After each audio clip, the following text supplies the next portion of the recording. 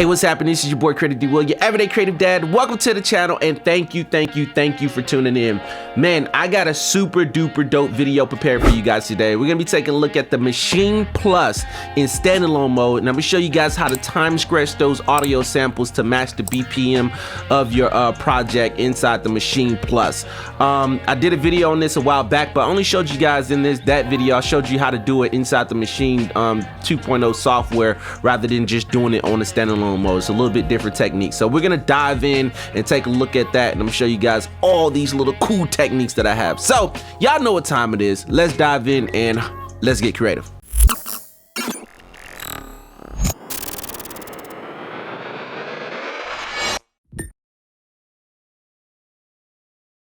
Alright, you guys, so welcome back. As you can see, I have the Maschine Plus here. We're in standalone mode. I'm gonna go ahead and load this sample, this guitar sample that I found, and we're gonna take a listen to it. Right now, the BPM on my project is 120, and I don't even know the BPM of this.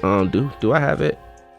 Nope, I don't even know the BPM of this guitar sample, but I don't need it because Maschine could detect the BPM. I'm gonna show you guys how it does it. So when I hit this right here, this first pad, that is the original tempo of the actual sample. So what we need to do is we need to change this from sampler engine to the audio engine. The audio engine is what scratches the sample to match the BPM, whatever your project is. So to do that, you wanna make sure you're selected on the sampler. You wanna hit this knob right here, push it in, and then you want to go back up to audio sample and then press that knob in again. So now we just switched over from the sampler engine to the audio engine. I hope that makes sense. So now what I need to do is, right now the engine mode of this audio sampler is set to repitch. We need to change that from repitch to scratch. So we come down there, change that to scratch, and now what it did was Maschine detected the source tempo as 112. So the sample that was loaded is Maschine saying that it's 112, and it re-scratched the length of that to match our tempo. So my tempo is at 120 BPM, and the source tempo, which is this, is at 112. So that means that when I play this back, it should play back a little bit faster. I hope that makes sense. So let's take a listen.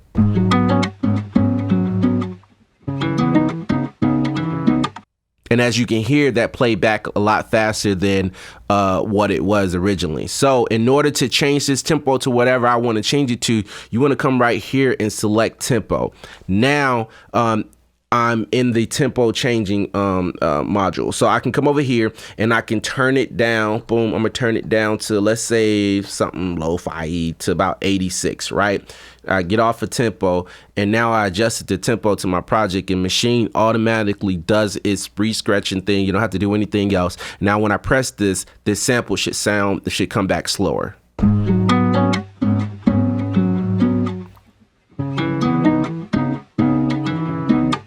All right, so now you can stop there if you want to, but if you want to actually convert that and make those changes permanent, you're gonna have to resample this sample back inside of Maschine. First, I want to come over here and I want to just count in, and I want to make this a loop. So.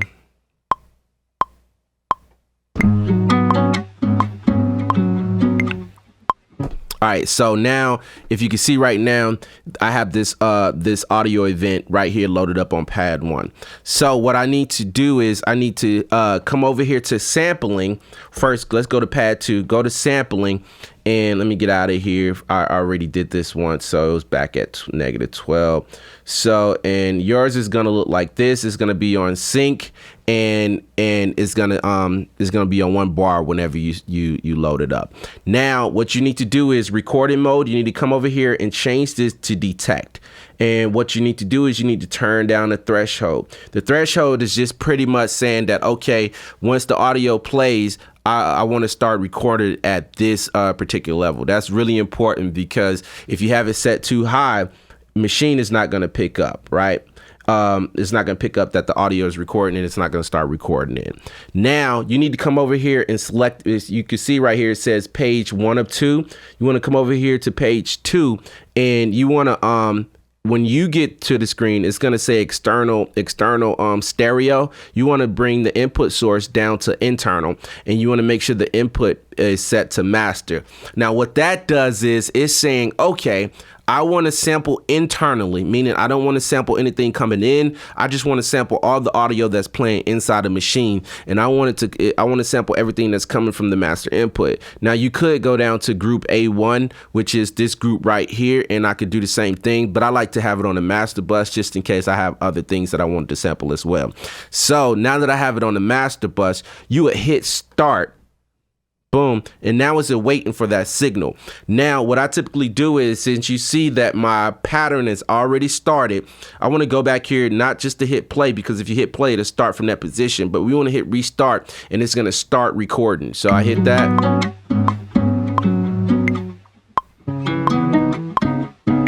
And I just keep an eye on it.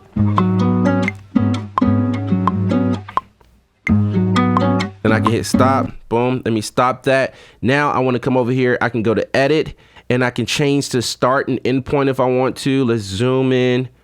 Boom. And let me get rid of that. Boom. Then we're going to hit truncate right here. You can come over here. Truncate cuts the ending part off. Now I hit apply. Then now I have a new sample on my timeline.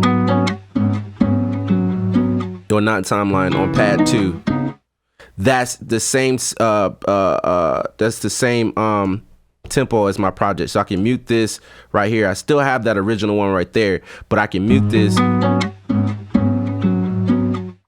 And now I got that new sample that's to my project tempo that's already in here. Now, why is that important? Because now you can come over here to slice, and I can say, okay, I want to change it from manual slice to actually grid or detect or anything like that. So if I go to grid, then it automatically chops it up to the grid based off of the BPM. I got BPM set to auto.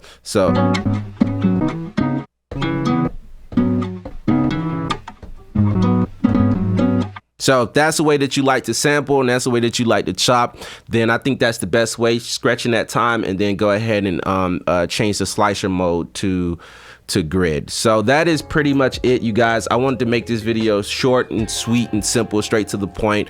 If you got any questions, then please leave them in the comment section below.